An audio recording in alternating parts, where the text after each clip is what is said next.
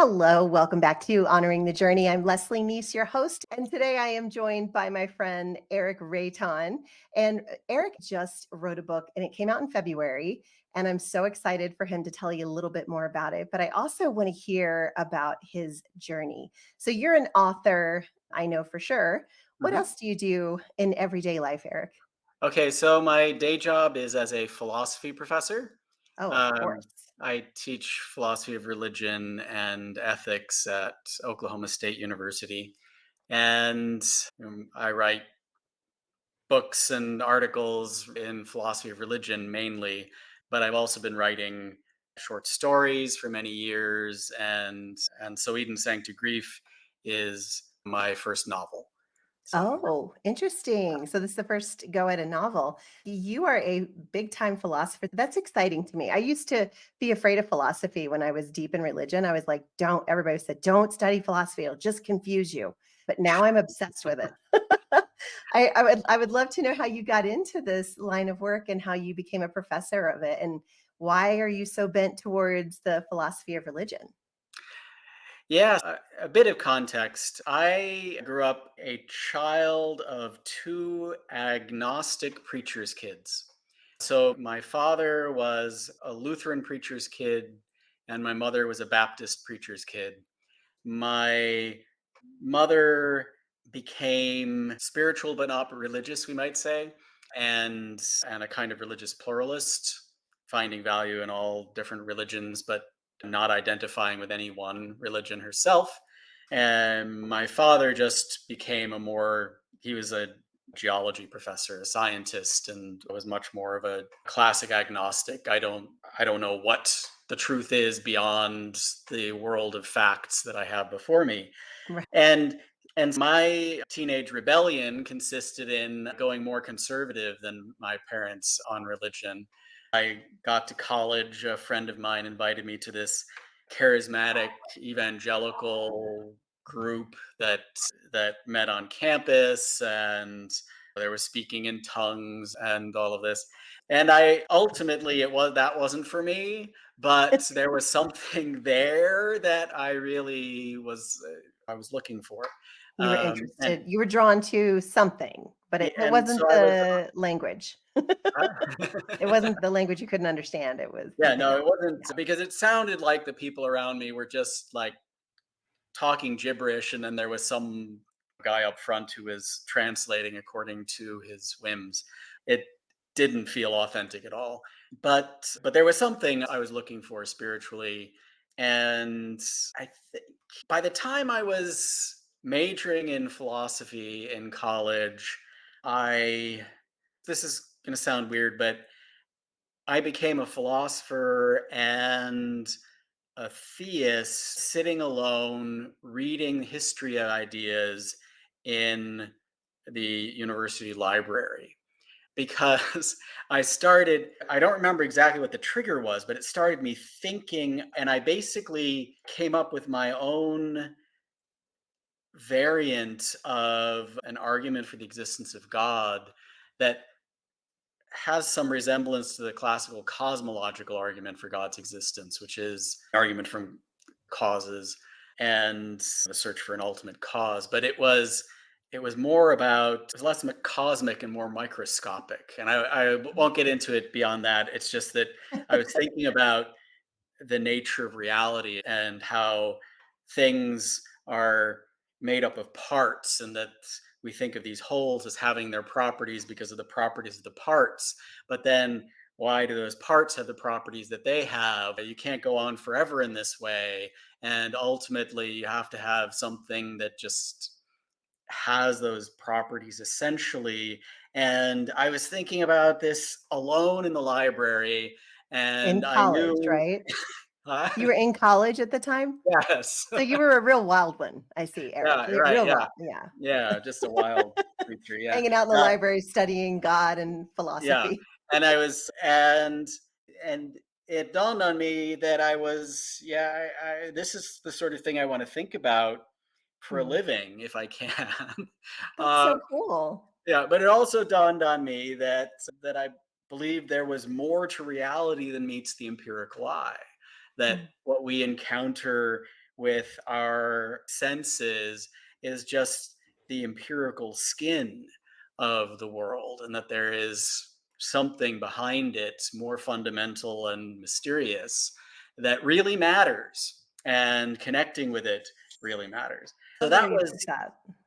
I like yeah, the way you put that. Like it's the outer shell of the inner reality. That's so yeah. good. Yeah, and then I went on to graduate school in philosophy, and one of the first people I met ultimately became the co-author of my second book, The God's Final Victory, which is an argument for the doctrine of universal salvation and a critique of the doctrine of hell.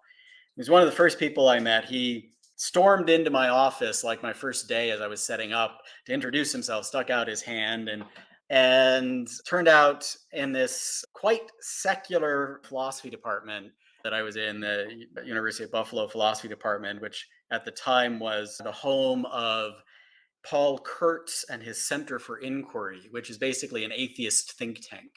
Now, of course, not everyone was part of that, but it gives you a sense. This was a pretty secular department. Right. John, who walked in, and I realized that we were the two God guys, and actually everyone in That's the a lot to department. carry on your shoulders. Um, I was not a philosopher of religion yet. I was an ethicist. Ethics was what I was interested in. I was particularly interested in nonviolence and arguments about the justification of violence. I was skeptical about most justifications for violence and thought that we haven't fully tapped the potential of nonviolence. And a lot of the reason why we think violence is necessary is because we haven't cultivated our abilities at solving problems nonviolently the way that we've cultivated our abilities to solve problems violently. Um, So true. Oh my word. You need to publish this right now because the world is messy. So messy. a lot of that ended up in So Eden Sank to Grief. It's a novel, but it really reflects a lot of these philosophical passions. I wasn't um, uh, conscious as I was writing of how much of these ideas were weaving themselves into this story, but it became very much a story about violence versus nonviolence. How do we resolve human conflicts nonviolently? What causes us to resort to violence?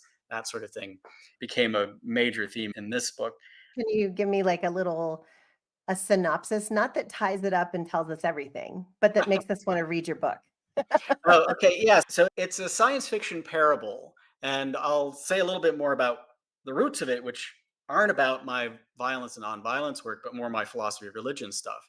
But the story is these two young people, Caleb and Sally, wake up in this vast greenhouse in a star-rich corner of the galaxy that obviously is nowhere near home.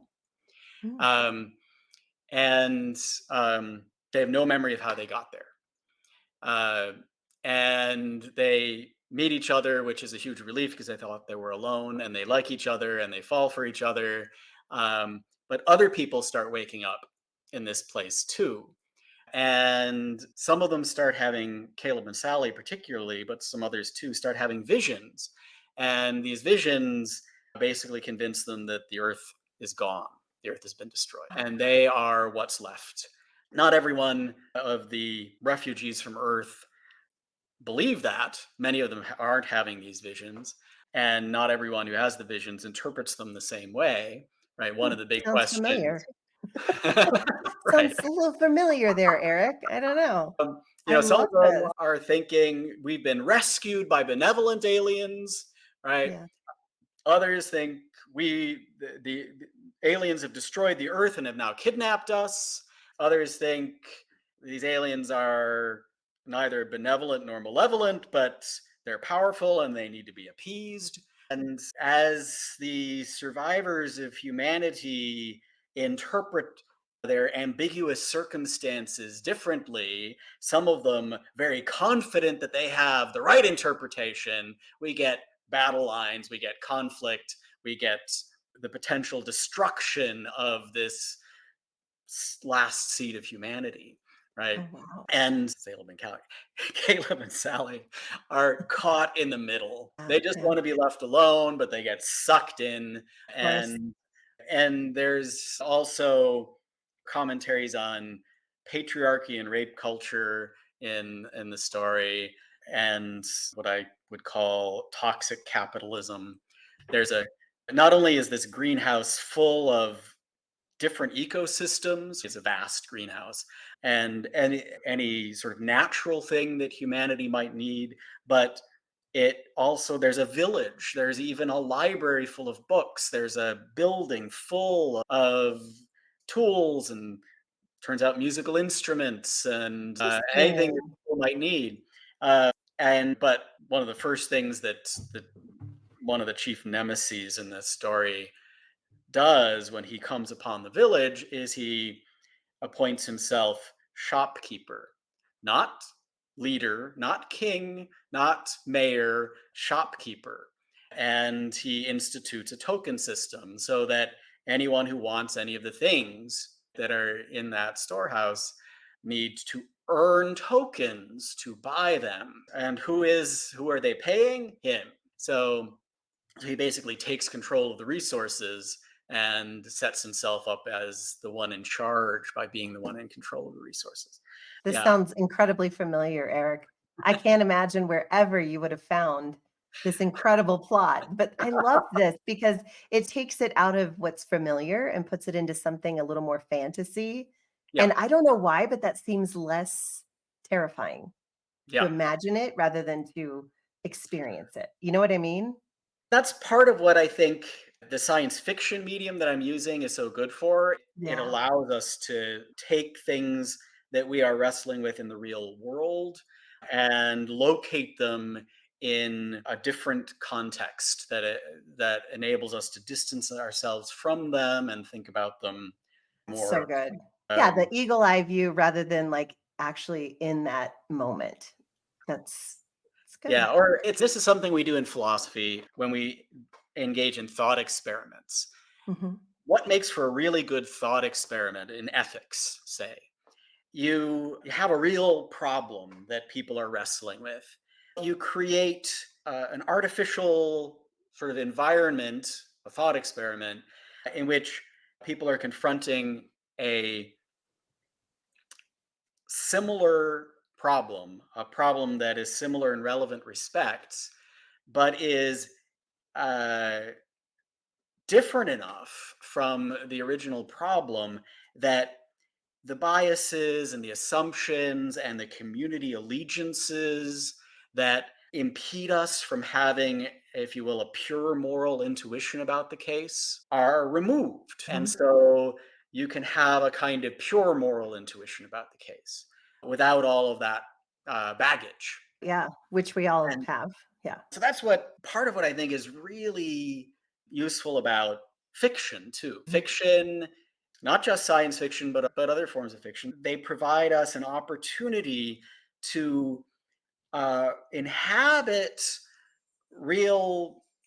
Hopefully, if the author's done their job, there's going to be verisimilitude, right, to reality. Mhm. It's going to resemble reality. The people are going to be real, authentic, and the circumstances are going to be maybe fantastical, but the human responses are going to be understandably human, are going to reflect and the human condition, and hopefully illuminate something about Yeah. the human condition. That's But so anyway, interesting. I didn't realize I never really studied philosophy in mm, school or anything, but I have always been so fascinated with it because I love thinking. I love thought. I'm an overthinker. If somebody could give me some sort of template on how to think without thinking forever, like waking up at 3 in the morning and then all of a sudden your brain turns on and you can't turn it off. I always assumed philosophy would probably be good with helping with that. Or I would it don't know make if it worse? philosophy I don't know if philosophy helps you keep you from waking up at 3 a.m. Well, no. and thinking about things. In fact, it may Make you actually do more. not do more harm than good on that front. Yeah, that's true. Okay. Touche. Start thinking through something in a systematic way, and suddenly you're wide awake. In fact, Yes, at exactly. bedtime, I do not read any philosophy because then I won't be able to fall asleep. Then my brain is just going. Really? That's Yeah. interesting. Okay, that's good to know. Yeah. I only That's good to read know. fiction at bedtime. Alright. And that sometimes, anyway. Well, Um, can I ask you a question? As you were growing up, was there a book or a movie or something that that you feel really took you in this direction, more of a thought kind of direction? Do you remember this as a child? One thing that I do remember in terms of, there are lots of books that have influenced me, but in terms of altering the trajectory of my life in ways that I can recognize now in hindsight, Mm, the movie Gandhi, and especially that scene in South Africa where Gandhi is, I don't know, burning these identification cards. I don't remember the details, but something that Indians were required to, but he was engaged in this nonviolent protest, and he was being beaten down by officials, physically beaten down. And his response was to just keep getting up and keep burning these things.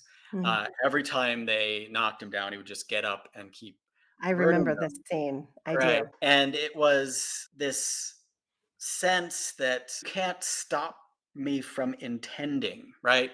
If there's something that I think is right, coercive power can't, well, coercive power only wins, right? If out of fear of that coercive power, I change my course. I don't pursue what I think is right anymore. But here was someone who just kept doing what he thought was the right thing, and the coercive power became, in that case, it was exposed Mm. as bullying, as the Just wrongness of it. oppressive. Yeah, the Yeah, right. oppression. It Do you was remember how old you were when you watched this? I don't. What year did it come out? That would It tell me. was in the, I believe, late 70s, early 80s, right? Yeah, yeah. I mean, it was From what I somewhere around recall. there. But Yeah. I graduated high school in '84, so it was Okay. before then. Some at some point. But I Yeah. remember after watching that, I don't know how long, but not terribly long after that. I should point out, the littlest kid in my grade, Mm. even in high school, and I was sometimes picked on, right? And I remember after having watched Gandhi, uh, I was in gym class, and I was playing ping pong with a friend, and at the next table over, there were these two guys who were playing ping pong, and one of them was one of the guys who sometimes would be really bully, and let's call him Mike. And their ball flew past me, and Mike turned to me and said, "Eric, get my ball." I was playing in the middle, playing my own game. I was in the middle of a point, so I ignored him. And then he said, "Didn't you hear me? Get my ball." And I continued to play. And I was thinking, I had this vision then, right? That I'm going to be like Gandhi, right?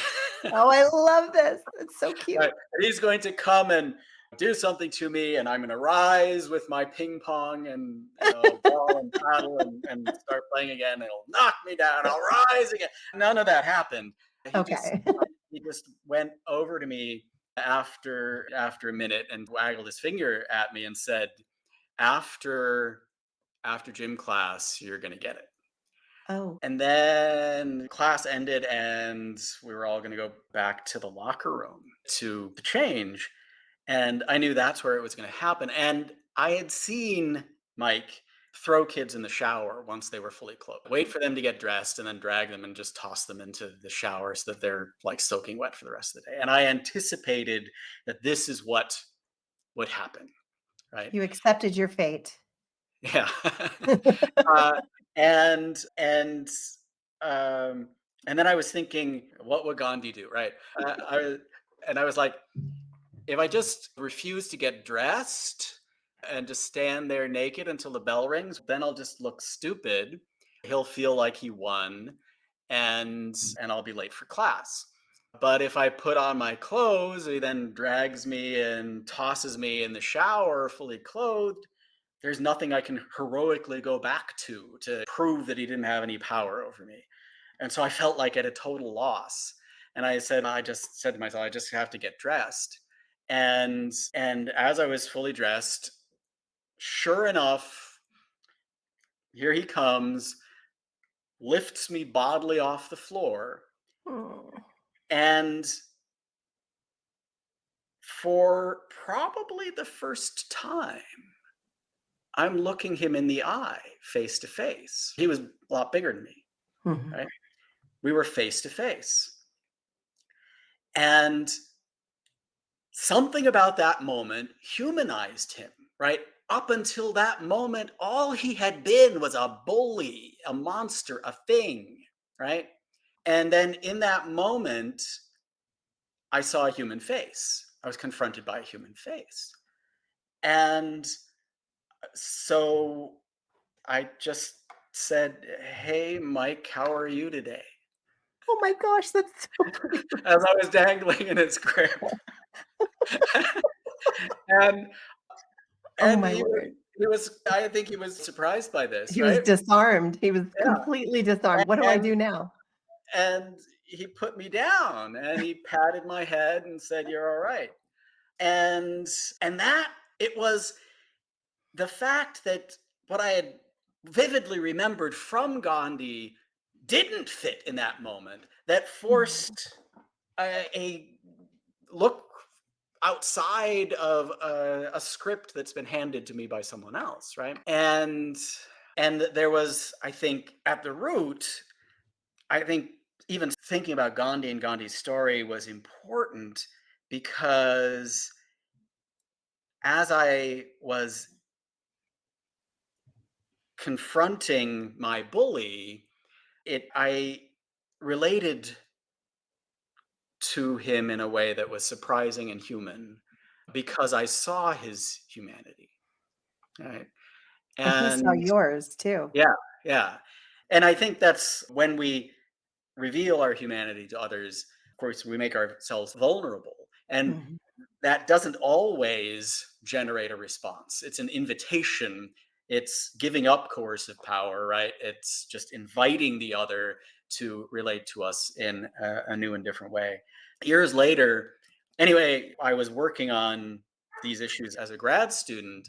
And because I was working on these issues, violence and nonviolence, as a grad student, my dissertation director, who was a Quaker, invited me to participate with something called the Alternatives to Violence Project, which goes into prisons and teaches conflict resolution, nonviolent communication, and more importantly, the spirit of nonviolence. And one of the stories in the Alternatives to Violence Project community that is often told is a story one of the founders of AVP, I believe her name was Marge Swan. I think that's right. She was one day walking home from the library in, I think, New York City with an armload of books when someone started aggressively coming towards her. And she realized that she was about to be attacked. Who knows whether she would be mugged or what. But just as this person was almost upon her, she turned and dumped her armload of books into his arms and said, "Oh, thank God you arrived. My arms are about to give out." Oh, wow. And the guy stood there holding these books, totally surprised, right? Um, What do I do with this? and he started chatting with him, and he started carrying her book, walked her home or to the apartment building where she was, and she took the books back and said, "Thank you so much. I don't know what I would have done if you hadn't come by." And he said, "Lady, that's not what I'd been meaning to do." And he then walked away. And what she surprised him with an invitation to have an impact that was positive rather than negative. A lot of people, one of the reasons why they resort to violence is because they there's often this lack of a sense of self, right? They're looking for significance, for Right. meaning, for being evidence that they matter, right? And the way that they pursue that evidence, the way they try to show that they matter to the world and show themselves that they matter, is through destruction, through violence, through harm, imposing their will, through making the world and those around them, trying to fit the world under their thumb and thereby make the world as small as they are. But if you invite them to have an impact, to matter in a more positive and constructive way, you create the opportunity for them to discover, right, another possibility, another avenue. And go ahead. Do you think people are brought up that way too? Maybe or it's been modeled and they just don't know any different. And you mentioned how you and Mike locked eyes and had that moment of humanity. I Yeah, wonder if when you're a bully like that, not a lot of people do lock eyes with you. They avoid you. They run away yeah, and that feels powerful, but it's also very isolating, I would think. yeah. And I think there's a similarity between my experience, although the stakes were much lower, with Mike and Mark Swan's with this unnamed assailant, in that there was a script that Mike was playing out, and there's a scripted response for the Fear, victim, right? fear. Yeah. Yeah. Mhm. And likewise for this assailant. And Mm, our scripts are generally, when we're just playing out a script, it's not one we've written ourselves, right? It's one that's been written for us right. through our experiences, through our upbringing. And to some extent, we're just applying this thing we've learned and implementing it in our lives. And we expect others to fall into their roles. And what happens when you break out of the role? And Glitch in the matrix. right, yeah. So one of the things that's going on here is that nonviolence involves very often doing the unexpected, right? Mhm. And the but it's also about invitation rather than coercion, right? Yes. Rather than meeting coercive power with coercive power, you meet coercive power with an invitation to do something different. That does make you vulnerable. It doesn't always work, right? Not everyone who meets their bully eye to eye and say, "Hey, how are you today?" is going to avoid spending the rest of the day with wet clothes, because you're not guaranteeing dry clothes by an invitation, right? Mm. Right? You're inviting it. But it's amazing how I think it's only to the extent that we are willing to be vulnerable and take risks by inviting people to throw away their old scripts and try something new, that we really have hope of changing the patterns of human interaction Mm. that that can be so destructive, right? Eric, Uh, you are making me think so much. And I don't know if you're doing this intentionally. I don't know if this is something you've set out to do, but I am like really thinking about my deconstruction journey. uh-huh. And when I made myself vulnerable and started speaking out after years of being submissively quiet. And when I say submissively quiet, it's because I didn't want to rock the boat. I didn't want anybody to get upset. I didn't want to hurt anybody's feelings. I didn't want to make anybody afraid for me. I didn't want to be on the prayer list. So I just kept my mouth shut until I just couldn't anymore. And Mhm, coming forward and doing this, it feels like I looked my bully, which was my religion, mhm. in the eye. And I said, "How you doing today?" Here's a different way of looking at it. When it has not been received, there have been many times I have been thrown in the shower, but when it works and it opens up a door and it breaks down a wall and it opens up lines of communication, it is worth every shower that I get thrown into. Do you know what I Mhm. mean? Yeah, Does that make sense? absolutely. Yeah. Did you mean to Yeah. do that or are you just Um, brilliant? uh, I didn't mean specifically, but Yeah. I do think that these ideas have a fair bit of reach. And there's, yeah, a profound interconnection between meditation on nonviolence and what it takes to be a more nonviolent person, a more nonviolent society, and what healthy spirituality looks like, and what it takes to nurture a more healthy spirituality, and the forces that drive us apart and that magnify violence and conflict have a lot in common with the forces that make religion toxic.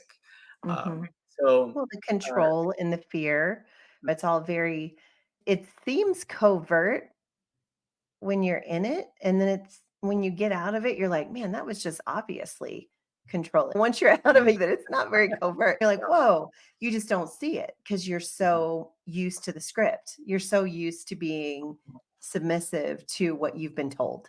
And, this is "Oh, I see Molly. a puppy Yeah, face. Hi, Molly. Molly wanted Hi." to say hi. Oh, what a cutie. We digress. Sorry. Yeah. We'll get back to the good stuff here in a second, but that was Yeah. good stuff. Yeah. So tell me how, like, what did your religious background look like? Did you, I mean, I know your parents weren't necessarily religious. Yeah. So yeah. So I they they were not religious, but one came from a Lutheran background, one Right. came from a Baptist background, both preachers' kids, and they decided um, that the kids should know about this stuff, and so they took us as a kind of middle ground. They took us to a Methodist church growing up, and so I was attended Methodist church growing up, and then I at some point in college decided there really is more to reality than meets the eye. Don't believe in materialism as a metaphysic. It seems hollow to me, and I started this search for religious faith and a faith community that could support me in that journey. I explored various denominations. I now think of myself as a kind of universalist Lutheran heretic, but You could start a um, religion with that one. yeah, but I mean, there's lots of sort of themes, especially themes of grace in Lutheranism that I think I really resonate with. And there's in the traditional Lutheran theology, it's pushing up against universalism and then running away from it. But I see in Lutheran theology an implication of universalism that has not been widely or universally accepted among those who were facing the Right. implications of their thinking and saying, I can't go there. That's not right. Fear, and it lacks control. Yeah. If we're Yeah. honest, it's a scary Right. thing to think, Yeah. come from so much of it. And not that there's a lot in Lutheran, I just every religion in general, and there's so many good things about so many religions. Yeah. But there is this underlying keep in check. We call it accountability. Yeah. But the idea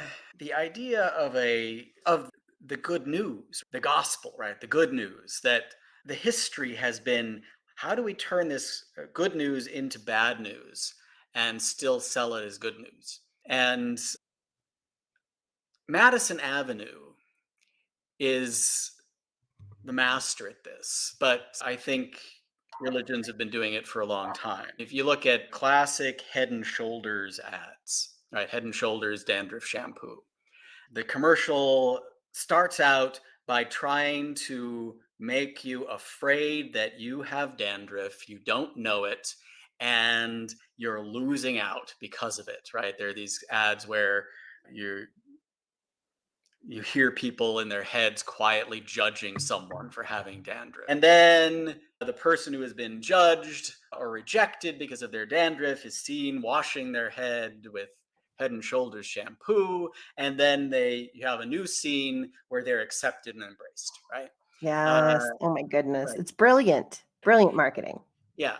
And it's what I call manufactured discontent. You didn't know to be worried about this. You didn't know you have a problem, but they come in and tell you, you've got a problem. You didn't realize you got a problem. But first, let me sell you on how bad things are for Yeah, you. And yeah. but fortunately, we've got the fix, right? Uh, Now that we've convinced you that you've got a problem you didn't know you had, we're going to make you pay for the fix. And you buy it, and now you are back the way you were before, except out some more money, right? yeah, Uh, and maybe you're not very before well put. because sometimes you might run out of Head and Shoulders, and then suddenly you're You have anxious dandruff again, again, right? right? Yeah. And now you're gonna be rejected Right. and hated by the world. Yeah. And a lot of religion follows this model, right? It seems to think we've got to sell ourselves, and this is how you sell. Rather than sharing good news, convince people that things are really bad for you, and then say, but if you pay us enough, your Mm. obedience or Your whatever, soul. uh, Yeah. yeah, so you can buy this fix, right? Mm. The uh, the And it's dandruff. not always money that they're getting. Sometimes Right, it's your time or your right. attention. Your money, your Yeah. time, your attention, your obedience, your conformity, Your servanthood. your silence. Oh, yeah. And it's amazing how often your silence is what you have to Yes. pay. That is Yeah. But yeah, so we went off on another tangent, but that's this is welcome to honoring the journey, Eric. That's what we do here. We riff. tangents are That's just what we fun. do. But yeah, my journey was an exploratory journey where I landed in terms of a faith community was roughly Lutheran, but with a strong Universalist conviction, strong sense of the value of the rainbow of religions. One of the Going back to my mother, when she rejected her Baptist origin and she became part of the story of that rejection, she was part of this tiny Baptist community in Scandinavia, right? And when the family immigrated to the United States, my grandfather had this vision of being part of a great awakening on the West Coast because some um, evangelist from America had come to Norway and talked about how great it was, this great awakening that was about to happen. And Ulf, my grandfather's name, should move there and be part of it. And he took it seriously and he moved the entire family. And at that time, my mother was early 20s and could have stayed behind. She was at a music conservatory studying piano. And but the family was like, no, you've got to come with us. We can't do this without you. It turns out they were right. They couldn't do it without her because when they landed in California, there was no work for a Norwegian Baptist minister with broken English, at least not initially. He eventually became the chaplain of the Norwegian Seamen's Mission in San Francisco. Oh, Um, wow. Who knew there but was a Norwegian seaman I've even mission? visited. It's Wow. kind of cool. But That's great. I did a pilgrimage when I was in San Francisco to the Norwegian Aw. Seamen's Mission there. Um, but at first, they were trying to make ends meet, and my mother became a piano teacher, going to people's homes and basically helping to support the family that way. But this was the Bay Area in the late 50s, early 60s, and she was going into the homes of all sorts of different people. And suddenly she was no longer in this insular Baptist community where she was the preacher's kid, the eldest child of the preacher who had to be perfect at all times. Instead, she was in this cosmopolitan area, going to the homes of all kinds of different people. In fact, and this is something that I didn't realize until a few years ago when I was sitting at the kitchen table visiting my parents, reading the newspaper, and I was reading about the Grateful Dead concert that had been in Niagara Falls because my parents live in Buffalo or lived in Buffalo, and that had happened. And my mother walks in and she says, "It's so sad about him. I guess he made it big. That's a pretty famous band, isn't it? That one that you're reading about? Like the Grateful Dead? Yes." The musical music is totally her thing. Oh, Yes, yeah. they were pretty big. Yeah, yeah, Grateful Dead. Yeah. And she says, yeah, I was so sad about him. And he was just so talented. And then when I heard he died, it was just so sad. And I'm like, wait, who are you talking about? And she said, Brent Midland, he played the keyboards for that band. And I was like, yeah, he was the longest running keyboardist for the Grateful Dead. I was his piano teacher. Oh my word, you've got to be kidding me. What a fun story. Yeah, Oh so my she word. was the piano teacher for the longest running keyboardist for the Grateful Dead. So this is the world in which she suddenly finds herself, right? And she starts making friends with Jews, with Hindus, and she has this thought: if I had been raised Jewish, I'd be Jewish today. If I had been raised Hindu, I'd be Hindu today. So How true. Yeah, how absolutely. then can I think that they're damned, right, for failing to be Christian or my particular brand of Christian, right? So she then reacted to this and became a sort of agnostic, spiritual, but not religious pluralist. But she did not identify with any religion. But she talked about the the beauty of all these different religions. And but one of the things that she and I went back and forth about when I was younger, relating to that, was that if everyone followed her path, there would be no religions, right? Mhm. And so I was saying, you talk about the beauty of this rainbow, right? But unless we have the different bands of color, we don't have the rainbow.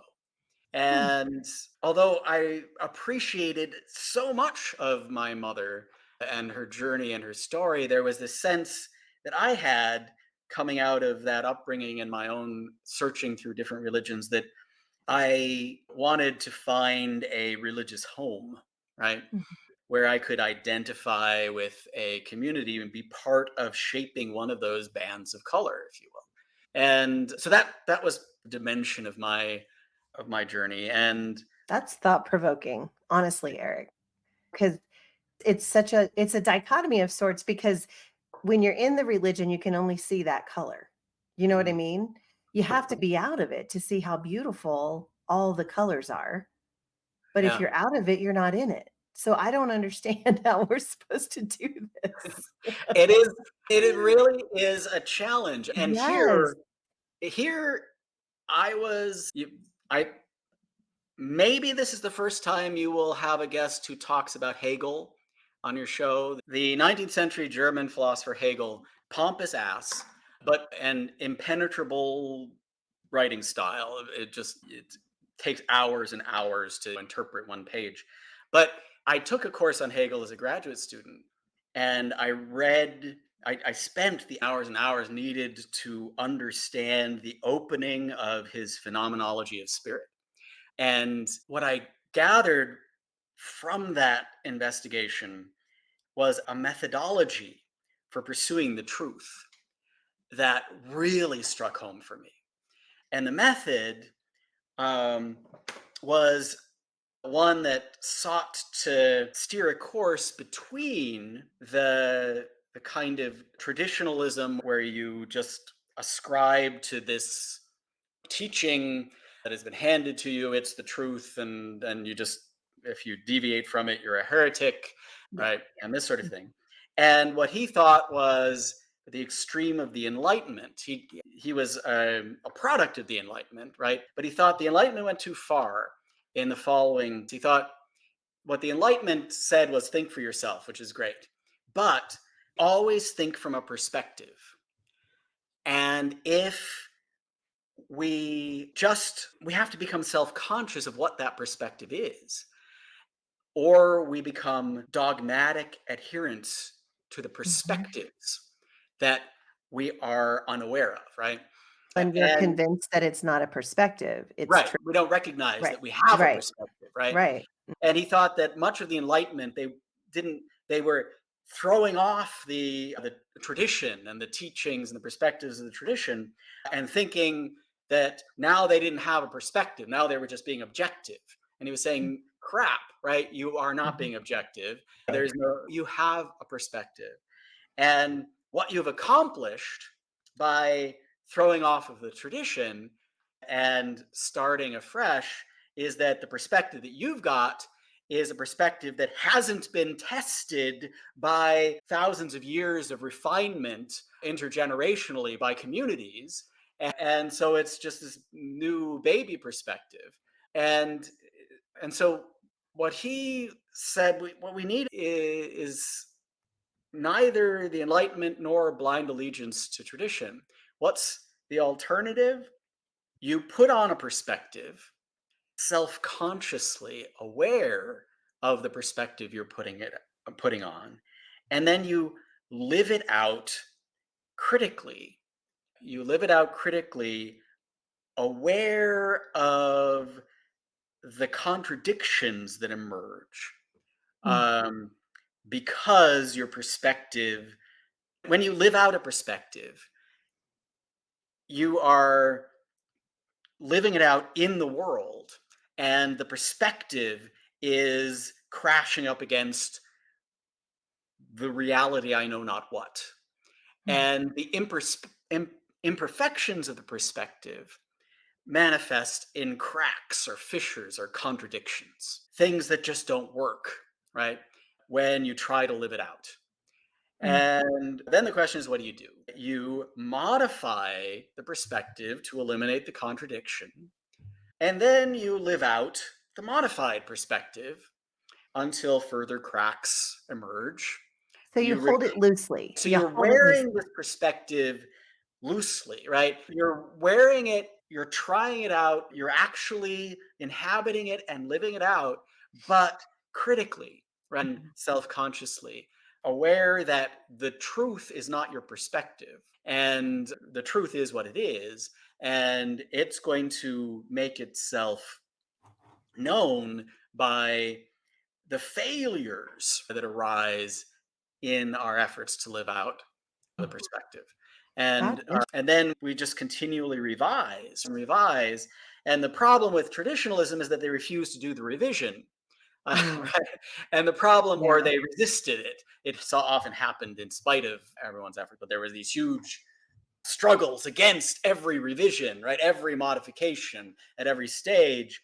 And the problem he thought with the Enlightenment was that although they took on a perspective, they didn't acknowledge that they had done so, and so weren't able to live it out in this light, critical So way. it's just basically impossible I wouldn't to say have to not have a perspective and be able to that. survive in Right, this world. right. It's impossible. It's impossible to not have a perspective, but you can become aware of what your perspective is, and you can own it. And is that And maybe I'm sorry, but this is, like, so good. I'm trying to think instead of pointing fingers at people who have a different perspective, Mhm. invite them, like you were talking about with Mike. Invite them into instead of being angry that they don't believe like you, just invite them to share their story and their perspective and then see what happens. I don't think that means that nobody has a perspective. I think it means we all just can coexist and respect other people Yeah, without the ex I think respecting without expecting is so important in yeah, human relationships. And I think it's very hard to do. And I think a lot of it is fear of losing your perspective or it yeah, being challenged or it being wrong. And especially if you lose it and the ramifications are hell. yeah. The threat of hell is the ultimate threat, and what it Yeah. is has been invoked to do is to shut down the critical reflection that allows reality to reshape our perspectives. Mm. And when the threat of hell is serving that function, it prevents us from recognizing that there's a difference between our perspective and the truth. When Mm. we refuse to recognize a distinction between our perspective and the truth, then our perspective about God becomes what we worship instead of the truth about God. And so we become Oof. idolaters. When it Um, becomes about theology, not about love.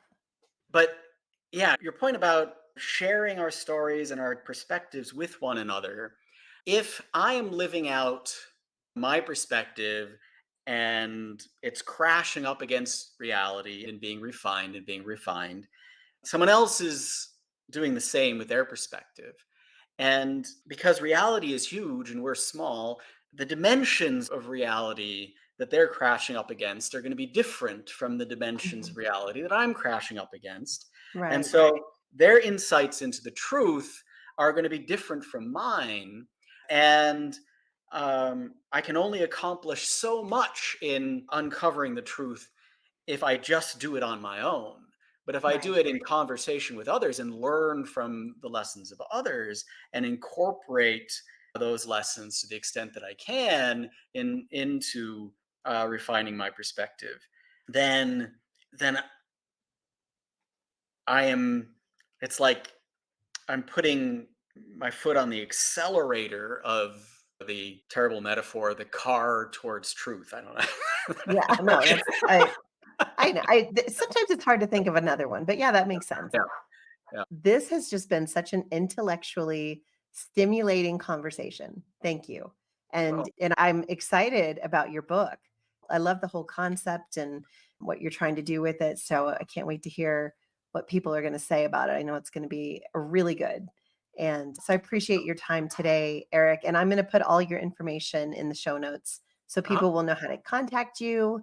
They will know how to get your book. I'll put a Mhm. link in there to Amazon. And I do want to say, if you do read his book and you love it, please leave a review on Amazon so that he can grow. His voice can get out there because I think it's an important one. It's one that I think a lot of us need to hear. So thank you, Eric. Is there anything else you want to say to our listeners?